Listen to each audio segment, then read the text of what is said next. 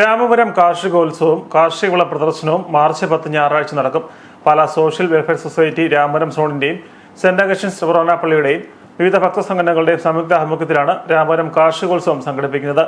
Saint Augustine's ഫൊറോനാപ്പള്ളി parish ഹാളിൽ ഞായറാഴ്ച രാവിലെ 8 മുതൽ വൈകുന്നേരം 5 വരെ നടക്കുന്ന പരിപാടിയിൽ കാർഷിക വിള പ്രദർശന മത്സരം, കാർഷിക സെമിനാറുകൾ, കാർഷികോപകരണ വിപണനവും പ്രദർശനവും, കാർഷിക രംഗത്തെ നൂതനാഭിമുഖ്യങ്ങൾ പരിചയപ്പെടുത്തൽ, അലങ്കാര മത്സ്യ പ്രദർശനം, മികച്ച കർഷകരെയും സംരംഭകരെയും ആദരിക്കൽ, ഫുഡ് കോർട്ട്, വിവിധ നാടൻ ഭക്ഷ്യവിഭവങ്ങൾ, കലാപരിപാടികൾ തുടങ്ങിയവ ഉണ്ടായിരിക്കുന്നതാണ്.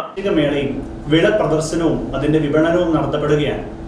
അതോടനുബന്ധിച്ച് വിവിധ പരിപാടികളാണ് സംഘടിപ്പിച്ചിരിക്കുന്നത്. കാർഷിക വിളകളുടെ പ്രദർശനവും വിപണനവും ഉണ്ട്. ഇപ്പോൾ അലങ്കാര മത്സ്യ പ്രദർശനമുണ്ട്. മികച്ച കർഷകരെ ആദരിക്കലുണ്ട്. അതുപോലെ സംരംഭകരെ ആദരിക്കലുണ്ട്. അങ്ങനെ വിപുലമായ തോതിലാണ് ഈ കാർഷികോത്സവം സംഘടിപ്പിക്കപ്പെട്ടിരിക്കുന്നത്.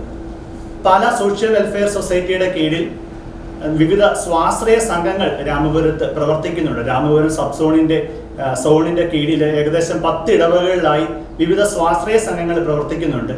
ആ സ്വാശ്രയ സംഘങ്ങളുടെ ഒരു പ്രവർത്തനത്തിന്റെ വാർഷികവും ഒപ്പം വനിതാ ദിനവും ഇതോടൊപ്പം സംഘടിപ്പിക്കപ്പെടുകയാണ്.